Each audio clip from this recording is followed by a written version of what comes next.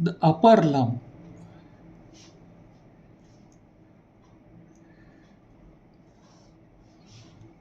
in human beings is not to walk. है ना? It is to function, and the function is pinch,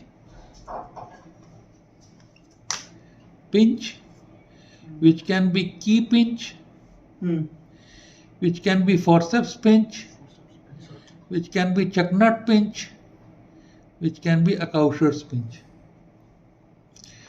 So pinch can be key, forceps,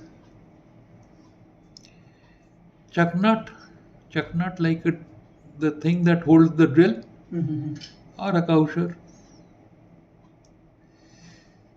Then there is a grasp.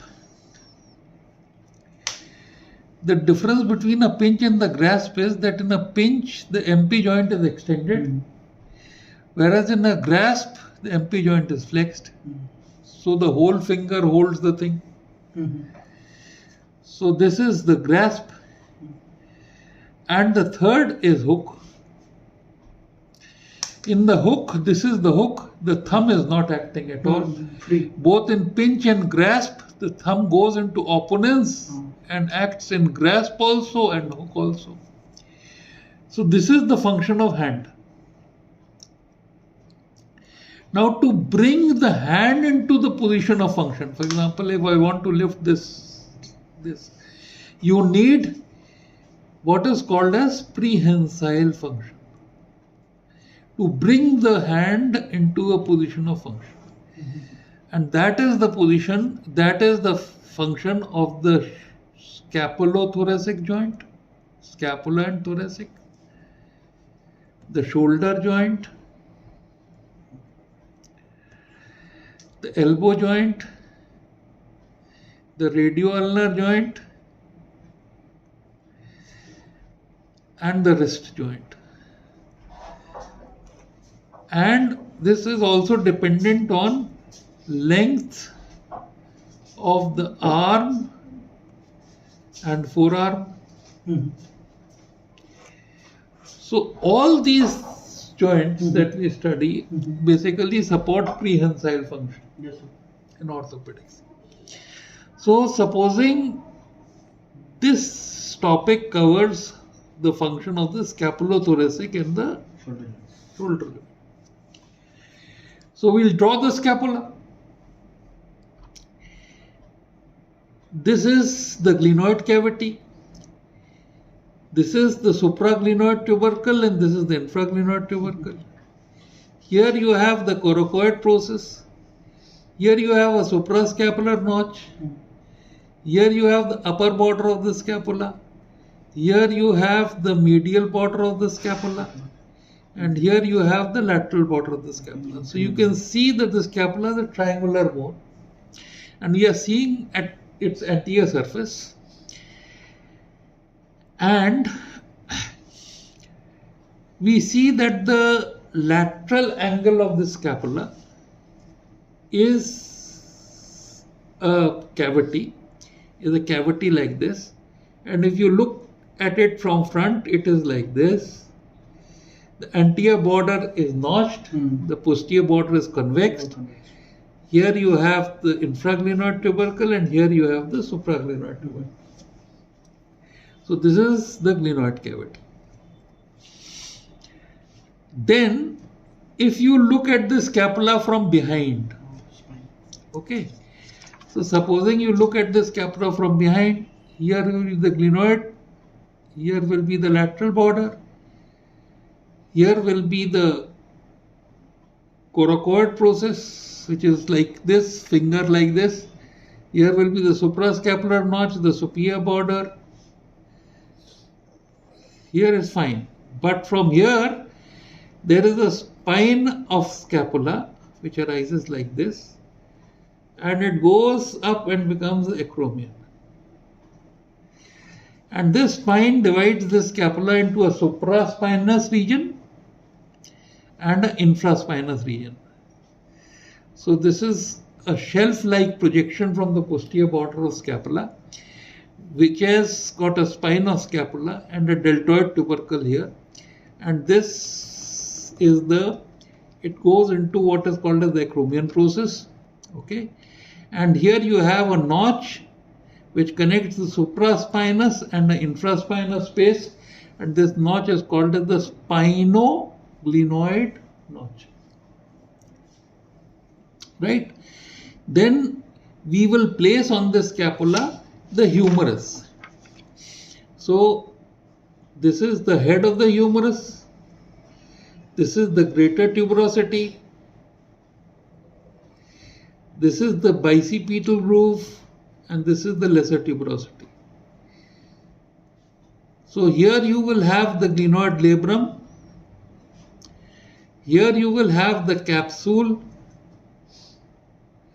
and this capsule is not attached here. So there is this bicipital ligament.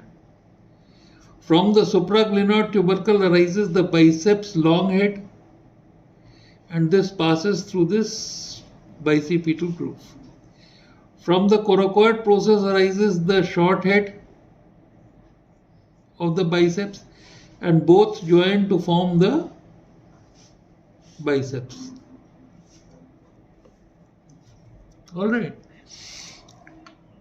So outside the capsule, you have this capsule strengthened by glenohumeral ligaments, superior, middle, and inferior. The inferior part of the capsule is lax, and this allows for the abduction movement of the shoulder. To the lesser tuberosity is attached the suprascapularis, like this. Here you have the transverse scapular ligament. Here you have the attachment of the posterior boundary of the omohyoid, posterior belly of the omohyoid. Hello. And there are 3 muscles and 3 ligaments attached to the coracoid process. The 3 muscles are coracobrachialis, arising from the coracoid, attached to the medial part of the shaft of humerus. The other is short head of biceps, which you are already seen. And the third is pectoralis minor, which goes from here and gets attached to the chest wall. All right. Then on this bicipital groove, you have pectoralis minor here. Then on the bicipital groove, you have 3 muscles, which is lady between 2 majors. The pectoralis major is on the lateral side, like this. The teres major is on the medial side, and the latissimus dorsi winds around the lower border of teres major and comes and gets attached in between. So there is the latissimus dorsi, there is the teres major on the medial lip, and there is the pectoralis major on the lateral lip. Now on the medial border of the scapula, there is a muscle which arises from the medial border and attaches to the rib cage. This muscle is called as the serratus anterior. It will pull the medial border of the scapula like this over the chest wall. The scapula will be pulled over the chest wall like this, and this is responsible for the protraction of the scapula. This movement of the scapula is called as protraction. Then there is levator scapulae, which will lift up the scapula, and there is rhomboides minor and major, which will pull the scapula, retract it, exactly opposite of protraction. Right? So in the anterior view of the scapula, you have to remember these structures, and you have to remember that if this is the rib, and this is the scapula, this is its lateral angle where the humerus is attached, then this movement is protraction and this movement is retraction. अभी तुम्हें